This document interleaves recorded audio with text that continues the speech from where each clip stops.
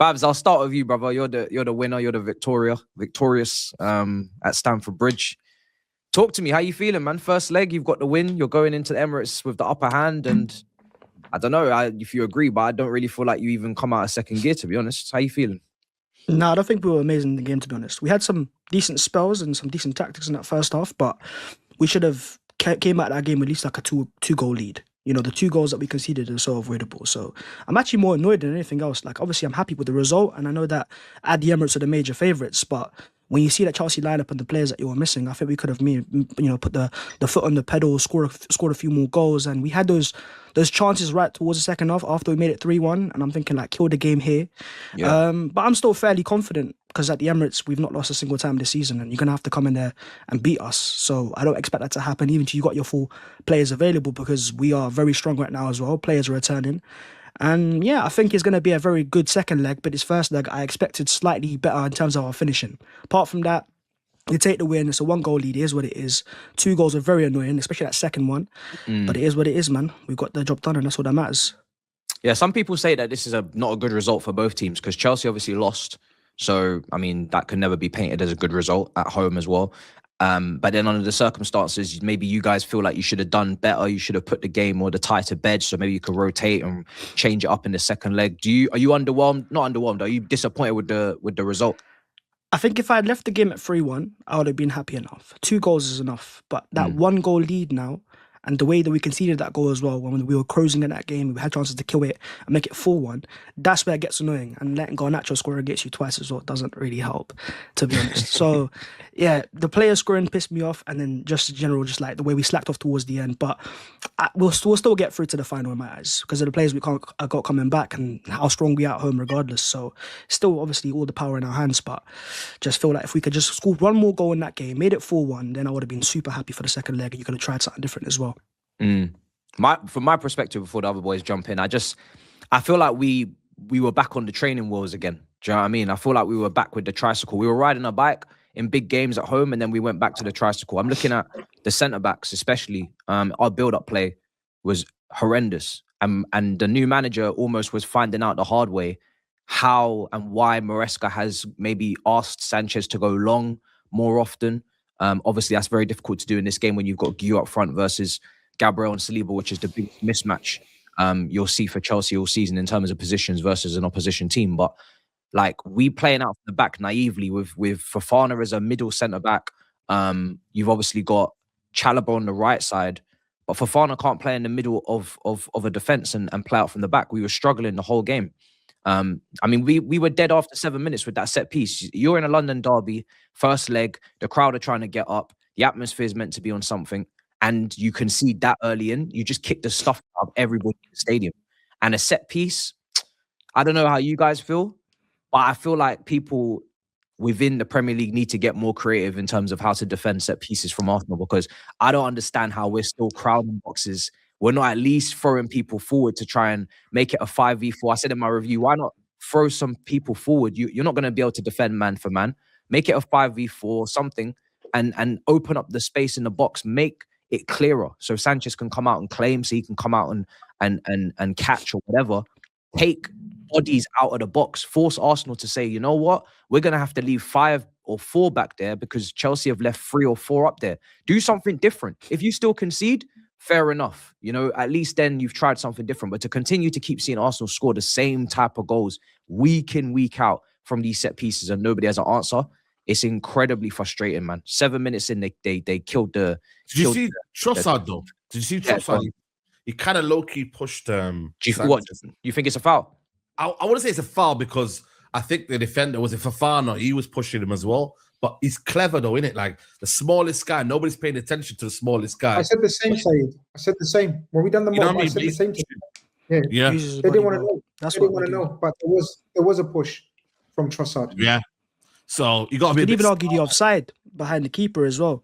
Seeing the Haaland goal, obviously, or the Semenyo goal against City, get ruled out as well. So, but that's what I think we talk about Arsenal and set pieces, but you have to talk about the people that are delivering the balls in as well, because they have to be absolutely pinpoint perfect. And every single time, Rice, especially, and Saka find the balls, find the deliveries, and there's a reason why we keep scoring from them. Because at the end of the day, if you put the ball in the right area every single time, and you got the box presence that Arsenal have, we're going to make the most out of it. And we can talk about teams adapting it, and, you know, leaving more players forwards. But with the way Jova's adapted over the past few years, he always finds solutions to these corners, you know, set pieces. Is the reason why they have become so consistent. But a lot of it goes down to the players that are delivering it.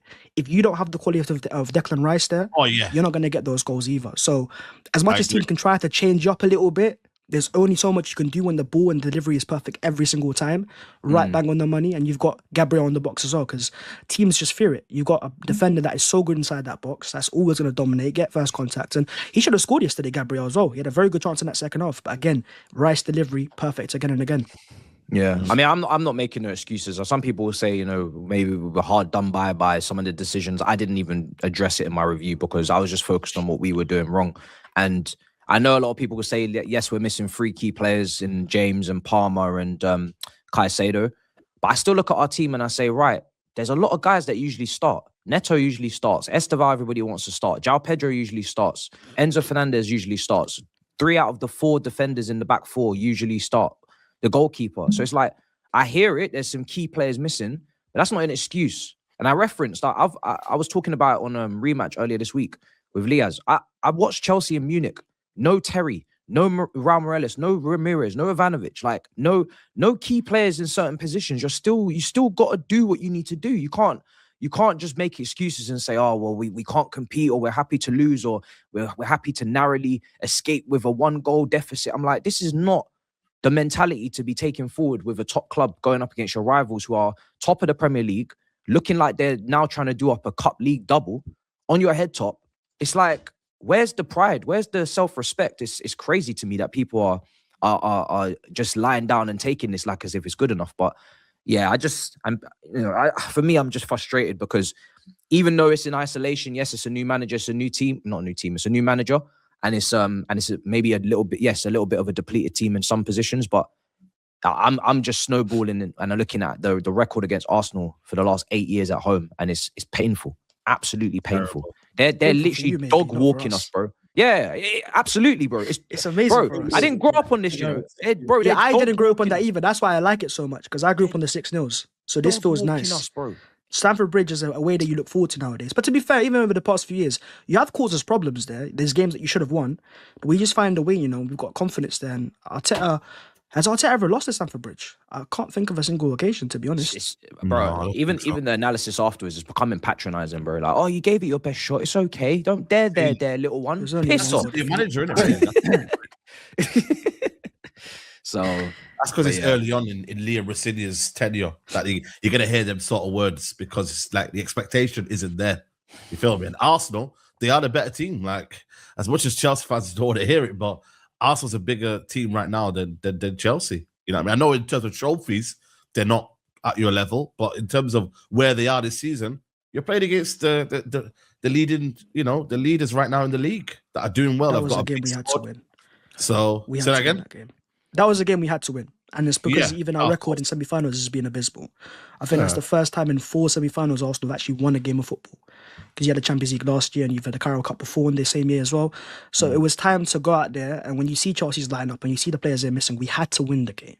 I would have liked more goals, or at least more clear daylight, but we had to get the win there, and that's why it gives us so much confidence at the Emirates now. If you just do your job there, even get a draw there, get the win or get into the final, and then, you know, you're 1 game away from winning a trophy. Steve, is the tie dead for you? I mean, it's going to be tough for Chelsea to go to the Emirates and get something, but they've left the door open a little bit. They should have really put Chelsea to bed. Them 2 goals late on have sort of given them a glimmer of hope. And like you said before, maybe they won't change it as much.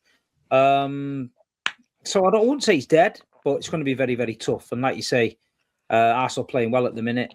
They played well the other night, but you've got to give Chelsea a little bit of credit for getting a couple of goals back near the end. But you've got it all to do there at the Emirates now, so it's going to be a tough one. But you can't say it's over at 3-2. But it's going to be tough, man. Yeah, we just don't go there and win. Like, I can't remember the last time, like you said, Babs, before. The last time we went to the Emirates and won was 21-22, called Lukaku, Reece James. Yeah, bro, it's not even relevant, bro. Like, who the hell is Pablo Mari, bro? You know what I mean? This is why the Robert Sanchez era especially the second one. You know, that cross. Like I was frustrated for you, but you was angry and the more watch along. But this is why, because like you just said, you don't win there. But in a battling worst case scenario, you could have dreamt of a draw, getting a draw there. So that's why it was imperative you don't lose at Stamford Bridge. A win would have been amazing, absolutely amazing. But then, if you needed a draw to go there and get a draw, then you could have pushed it to extra time. Then penalties, shit can happen. But to go there and win, so I'd say it's over. I mean, I know 3-2, and you can't, football happens.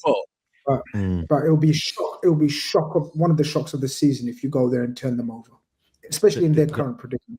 The only thing I'd say though is, I don't know if you've seen Arteta's semi-final record. It's pretty shocking, isn't it? You know what I mean? Like, let's not forget that, guys, man. Their semi-final record is terrible. You know what I mean? So as much as I'd say people can say it's not likely, Arteta's not really got over the line, has he? You know, it's only once. That was the lead into the FA Cup final. That's crazy when you deep it. 2020 last time.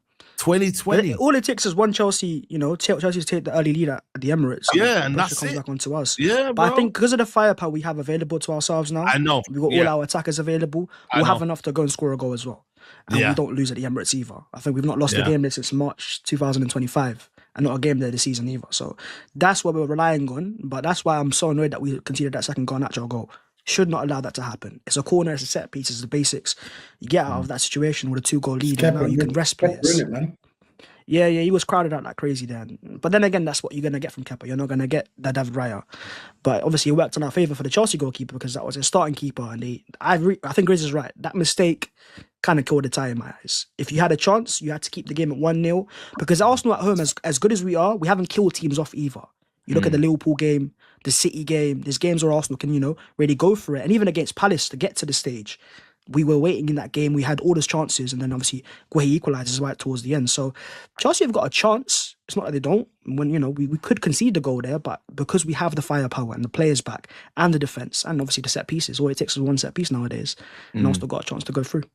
Yeah, I feel like you guys manage us quite well in recent years. Like we have this kind of false sense of we're in a game, but I feel like you guys are a couple of steps ahead in terms of, like you said, the physicality, the know-how, the experience. Everything that we used to have over you when we were like destroying you every time we played you, it's kind of role reversed and it's flipped. The only thing that you haven't got yet is the trophies. No. And pointing to the sleeve and shit at our stadium. That's when that's when people are really gonna start bugging out, when that shit starts. You know what I mean? There will be a day that we can sing Champions Europe. There will be a day. Yeah, we don't want to hear that. I am sick and tired of that. Every time you go to Stamford Bridge, all your fans ever sing is Champions Europe. And there will be a day. Just there will be a day. I'm praying for the best. I think your favourites this year. To win the champs? Yep. No, we're not favourites. We're one of the favourites, but we're not the favourites. PSG has to win that, bro. In my opinion.